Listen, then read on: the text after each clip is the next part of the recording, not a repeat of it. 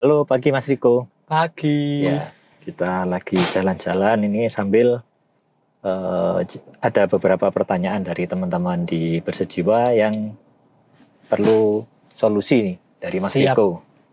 Ya, jadi ada beberapa teman ya, lumayan banyak yang nanya apakah teknik-teknik di Bersejiwa durasi lama itu bisa untuk menyembuhkan asam lambung. Oh gitu. Jadi bisa. Jadi yang perlu kita tahu kan, hampir kebanyakan penyakit, semua sih, pasti ada sisi psikosomatisnya. Semua itu ya. Iya. Jadi suatu penyakit dipicu oleh keadaan pikiran maupun kalau kita telusuri lebih dalam oleh represi emosi yang kita pendam di sistem tubuh kita. Nah, terkait dengan pertanyaannya, berarti kan berupa asam lambung. Nah, asam lambung di sini seringkali dipicu oleh kegelisahan. Jadi rasa kegelisahan yang kita pendam di sistem tubuh kita. Nah, karena kegelisahan rasanya nggak enak kan? Ya. Kan otomatis kita berusaha menghindari dan kita berusaha melawan.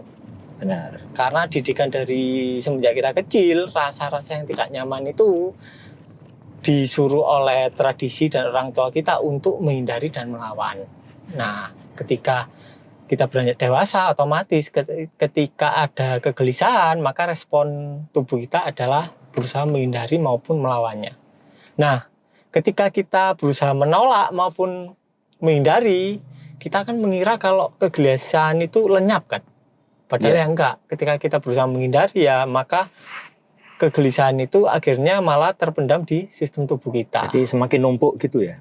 Semakin tebal ya? Semakin tebal. Jadi ketika kita berulang kali menumpuk kegelisahan, akibatnya ya maka samskara atau pendaman kegelisahan di tubuh kita semakin besar. Dan ketika sudah memuncak, maka terjadilah asam lambung ataupun penyakit-penyakit lainnya.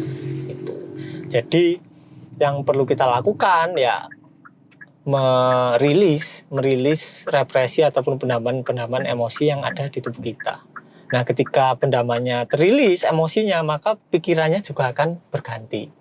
Kemudian kondisi tubuh kita juga ikut berganti. Jadi yang paling penting adalah merilis samskara ataupun emosi-emosi yang terpendam.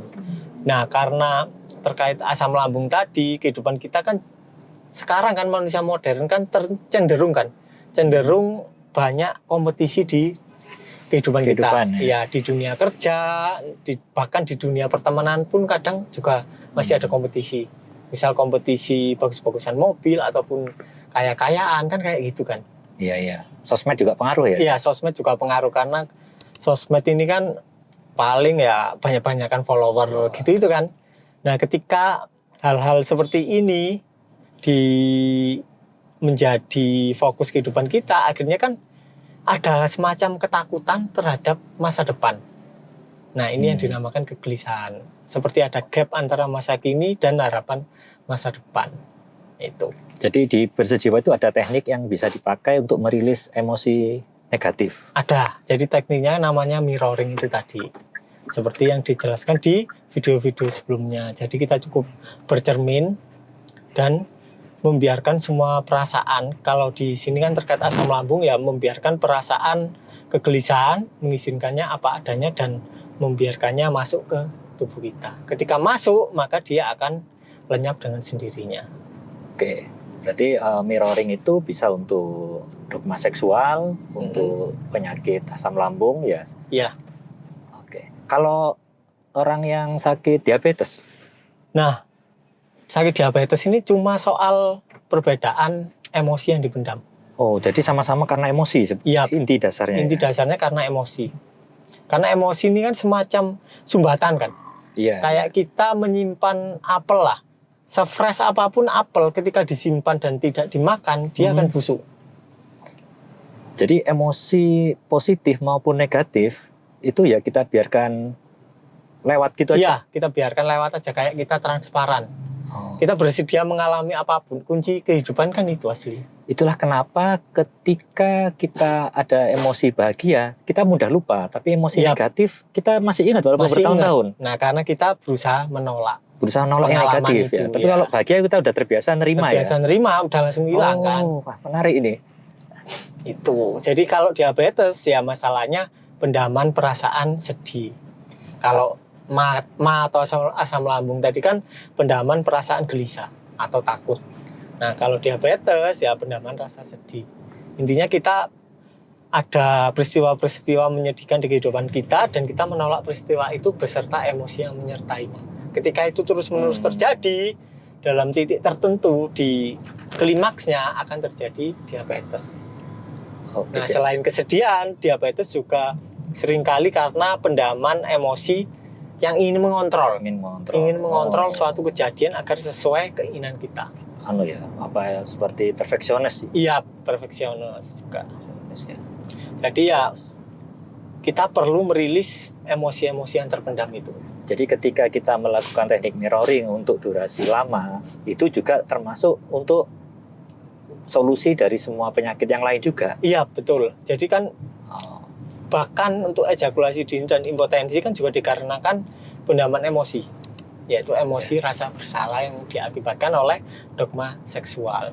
Terus sampai jelas ada kok yang sudah diabetes yang dia durasi lama dan sudah normal sekarang. Oh iya.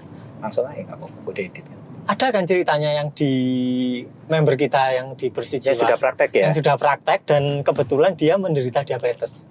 Dan akhirnya bisa ereksi lagi. Padahal sebelumnya sangat susah ereksi. Beliau mirroring berapa lama ya? Beliau mirroring sekitar 3 harian. 3 harian ya? Ya, intinya adalah mirroringnya benar. Karena kebanyakan orang kan, misal kita udah kasih tekniknya mirroring, oh seperti ini.